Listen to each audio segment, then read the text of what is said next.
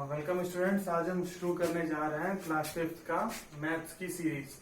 तो इसमें हमारा जो पहला चैप्टर है वो है नंबर एंड न्यूमरेशन। तो नंबर क्या होते हैं? बेसिकली नंबर होते हैं वही 0 1 2 3 4 -1 -2, ये सारे के सारे नंबर्स हैं, ठीक है ना। तो इस चैप्टर में जो पहला चीज है वो हमें पढ़ना है नंबर नेम। नंबर नेम मतलब नंबर नेम का सिंपल सा ये मतलब है कि कोई नंबर दिया हो तो उसका नंबर नेम क्या होगा। तो नंबर नेम वही होगा कि उसको वर्ड्स में लिख दो। जैसे एक एग्जांपल ले लेते हैं, जैसे 64 है, ठीक है ना। तो 64 है तो इसको हम लोग इसका नंबर नेम पूछा है तो कैसे लिखोगे? तो सिंपल से है, इसको वर्ड्स में लिख दो। इसको वर्ड्स में लिख दो 64। तो ये हो गया इसका नंबर नेम, ठीक है।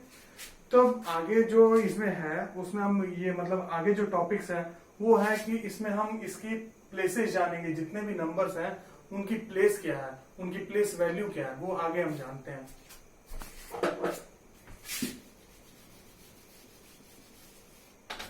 जैसे कि सपोज दैट कोई भी नंबर है 343 और पूछा कि इसमें आप प्लेस वैल्यू बताइए 4 की प्लेस वैल्यू क्या है या 4 किस प्लेस पे है। तो इन सबको इस टाइप के क्वेश्चन को हम करने के लिए हम एक छोटा सा टेबल बनाएंगे। टेबल कुछ ऐसे होगा, ऐसे टेबल बना लीजिए। जो सबसे इधर वाला नंबर होगा मतलब इधर से शुरू करेंगे, उसको कहेंगे, उसका जो प्लेस होगा वो होगा 1s प्लेस पे होगा। उसके अगला वाला 10s प्लेस पे होगा। उसके अगला वाला 100s प्लेस पे होगा। उसके अगला वाला 1000s प्लेस पे होगा। उसके अगला वाला 10,000 होगा। उसके अगला वाला लाख होगा। ऐसे ही चलता चला जाएगा, ठीक है। 10,000, उसके अगला वाला लाख। लाख को LAKH या LAC भी लिखें तो कोई दिक्कत नहीं है, ठीक है। तो पूछा कि इस नंबर का कौन सा प्लेस है, तो ये किस प्लेस पे है? तो ये 1s प्लेस पे यहाँ लिखा है, इधर से आप देखोगे तो ये 1s प्लेस पे है, ठीक है। ये नंबर कौन सी प्लेस पे है? तो ये नंबर इधर से आप देखोगे तो ये इधर से दूसरा नंबर है ना, तो इधर से दूसरा क्या है? 10s प्लेस है, ठीक है। और इधर से तीसरा क्या है? तो 100s प्लेस है, ठीक है। तो ये आपका सिंपल ही हो गया, ठीक है। अब इसमें जो आगे टॉपिक है वो होगा आपका कि method of writing and numeral. एक न्यूमरल को हम कैसे लिखते हैं? ये जो है ना, इसी को न्यूमरल कहते हैं। जो नंबर से जो मिल के बनता है उसको न्यूमरल कहते हैं। जैसे ये पूरा जो है ये पूरा नंबर है 343, इसको हम न्यूमरल भी कह सकते हैं।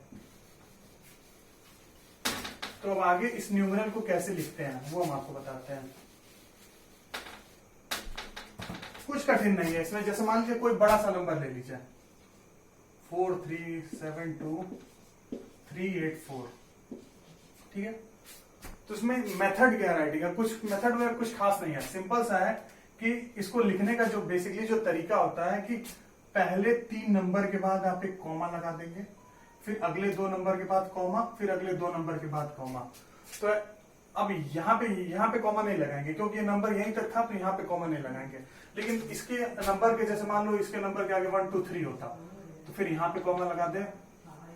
तो एक चीज गौर कर रहे हो आप, पहले 3 नंबर के बाद कॉमा लग रहा है, फिर 2 नंबर के बाद कॉमा लगते जाएगा। तो यही था बस method of writing and numeral.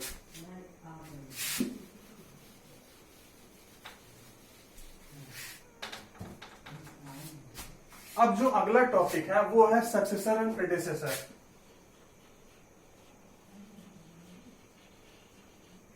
Successor, तो सबसे पहले आप जान लो सक्सेसर क्या होता है। तो सक्सेसर होता है जैसे कोई नंबर दिया हुआ है, जैसे 72 दिया हुआ है, ठीक है ना। तो इस नंबर का सक्सेसर पूछेगा तो आप कैसे निकालोगे? तो ठीक है, इस नंबर में इसमें बस 1 जोड़ दो। तो 72 में 1 जोड़ोगे तो 73, तो ये हो जाएगा इसका सक्सेसर।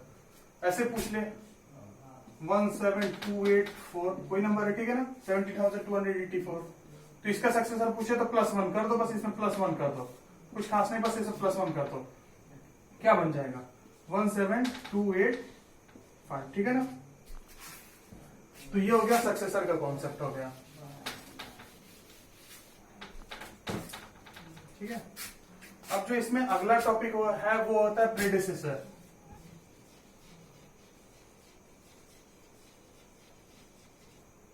प्रीडिसेसर, ठीक है। तो प्रीडिसेसर जैसे आपने सक्सेसर में किसी भी नंबर में एक जोड़ दिया, तो वैसे कोई भी नंबर का अगर पूछे कि प्रीडिसेसर क्या होगा, तो आप जो भी नंबर है उसमें से एक घटा दोगे, ठीक है ना।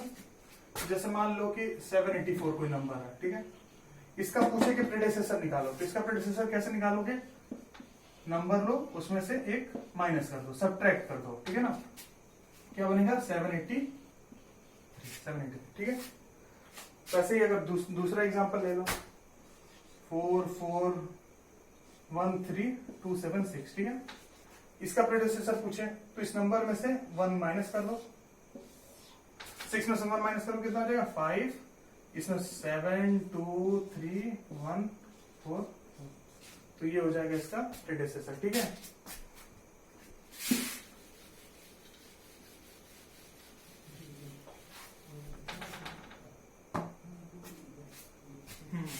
तो यहां तक आपका जो है, अभी एक्सरसाइज में आपके एक और क्वेश्चन, एक और टाइप का जो क्वेश्चन दिया हुआ है, यहां तक तो है आपका एक्सरसाइज है, एक्सरसाइज 1.1। तो यहां तक आप जितना भी मैंने पढ़ा है उससे एक्सरसाइज 1.1 आप सॉल्व कर लोगे, ठीक है ना। तो उसमें एक और तरह का क्वेश्चन दिया हुआ है कि observe the pattern and right the next 2 terms, ठीक है ना। तो पैटर्न जैसे कोई भी पैटर्न बना के दे दिया, जैसे मान लो 72 लिखा हुआ है, 1 मिनट,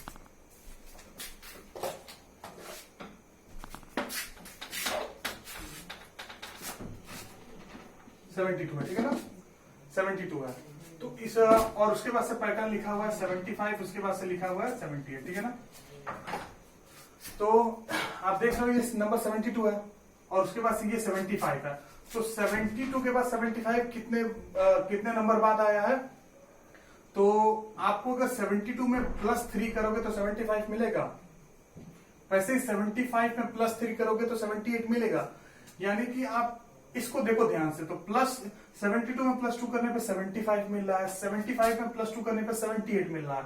तो जो अगला वाला नंबर होगा वो क्या होगा, तो अगला वाला नंबर जो है सिंपली ऐसा हो जाएगा कि 78 में 3 प्लस कर दो 81 हो जाएगा, और फिर 81 में 3 प्लस कर दो 84 हो जाएगा। ये सिंपल सी सीरीज है। कई बार ऐसा भी आएगा 100 95 90, ठीक है ना।